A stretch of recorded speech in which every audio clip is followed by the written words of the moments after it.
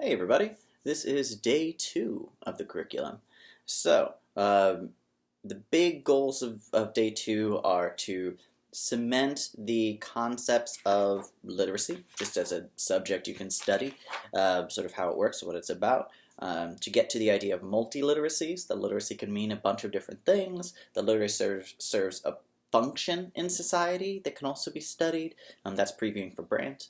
And that we can start to think about WordPress and Canvas as the two sort of digital platforms that this class are based around. So we'll go through all of those here. You should bring a copy of the literacy quiz handout. You'll have to print that one yourself. Copies of the literacy timeline handout. Likewise, print that one yourself. Unless you want to just give them a digital version. Well, you could project a digital version on the screen and have them write their own. That would probably be fine. And a copy of the Says Does handout, which is up on Canvas too. So all of those are the handouts. Whenever I say handouts, you can always find a way to do it digitally if you prefer, but those are the things you need today. So first thing I want you to do, you should probably have Canvas and WordPress up on your screen as tabs so you can go between the two and show them off.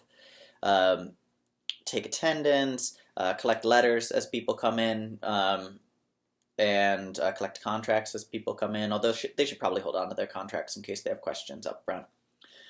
In fact, that should be the first thing you do today is ask for questions about the syllabus, questions about the contracts. Even pair them up so that they have to come up with a question together to make sure that they actually do, rather than staying quiet with their questions, which can be a problem. So call that number 1.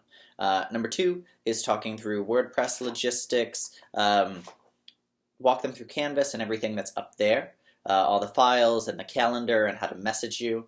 They might not know any of those things, so just take a few minutes on that. Then take them to WordPress and show them how to create a post, how to put a category with their post, how to come up with tags. Those are the main things that you want. Remind them they can edit their post anytime. All of these details are on the lesson plan in the binder. Answer any questions on that, of course. The next step is the literacy quiz. There's about 25 minutes, 30 minutes set aside for this because there's a good amount of writing involved. There's the original answerer who reads the questions, writes the questions, writes a question for their partner. Then they exchange with each other, respond to each other's question, and answer some more questions. It's an interactive quiz activity, so it takes a decent amount of time, and it's a good idea at the end. You can even have a question about genre come up then, of what makes this a quiz exactly, what makes this not a normal quiz, what are the rules for what makes a quiz as opposed to a test or an exam.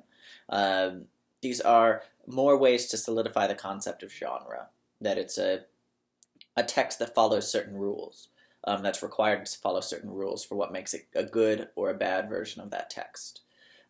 So the question might be, is this a good quiz or a bad quiz? Why? So it's a nice place to have that, just a little bit of that conversation. We're trying to just pepper it in as we go. Next up is a 20-minute discussion on literacy as an asset. This is a group discussion, 3s and 4s.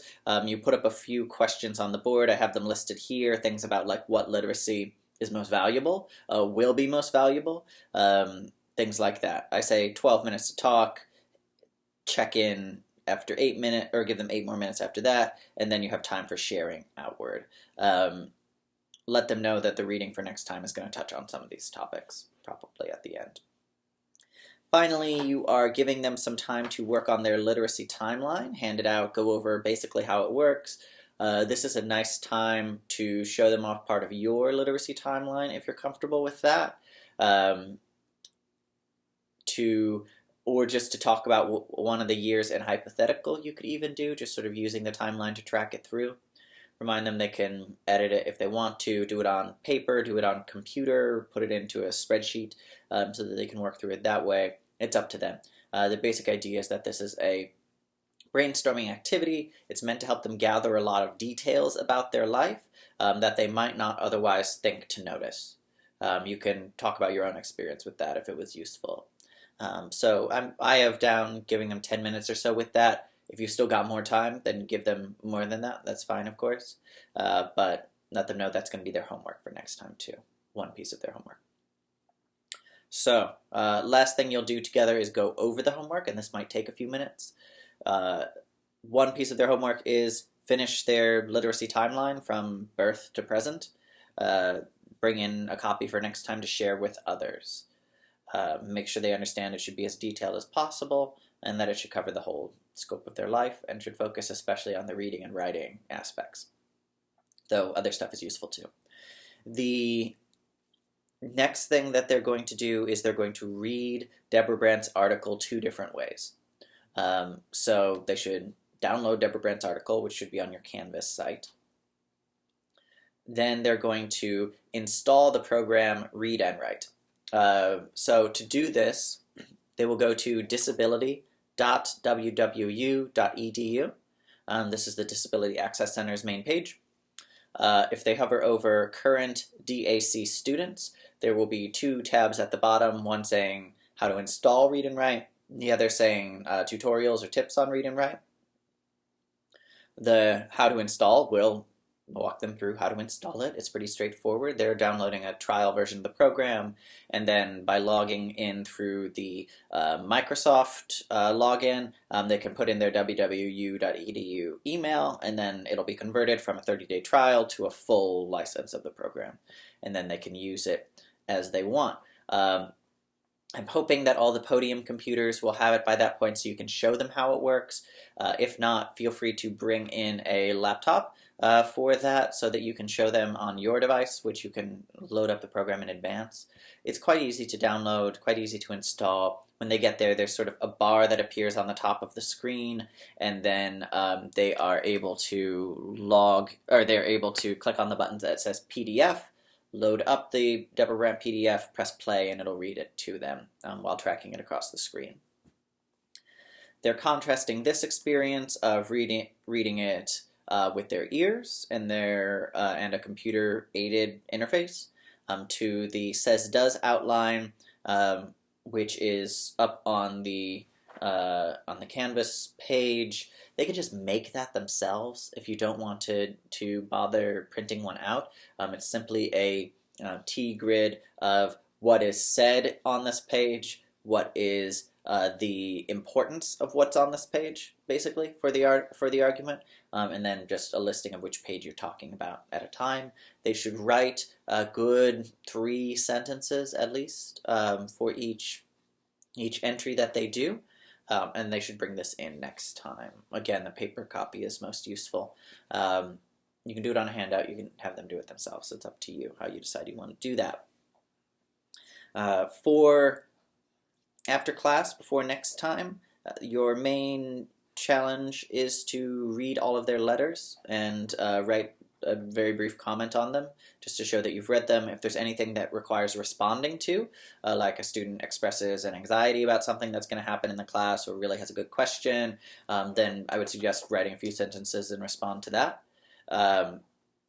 The quizzes you can look through briefly, but you don't need to look through in much detail, though the activity itself is sort of the outcome of that. But if you want to give some happy faces or some quick feedback, that's quite useful. You probably don't need to correct anything. If they got anything wrong, that's a stepping stone document. They'll have a better idea of what literacy means after reading Brandt. That's about it. You should, before the end of class, make sure that you have collected their WordPress usernames. That's in the pre-class stuff, and I forgot to say it, but just circulate a list around that asks for, you could even just ask for their email addresses. That's fine, just so that they write it down and confirm that they have, in fact, signed in for WordPress. If you try to log them in with the beginning of their email address and it says no, not a valid user, then you know that they haven't actually gone through the process yet, and you'll have to remind them next time. Okay? Otherwise, log everybody in and sign them on to your WordPress website. We went through that in class a bit, but I'm also happy to go through that again for others. That's about it. So, good luck with day 2, and I will see you for next week's lesson.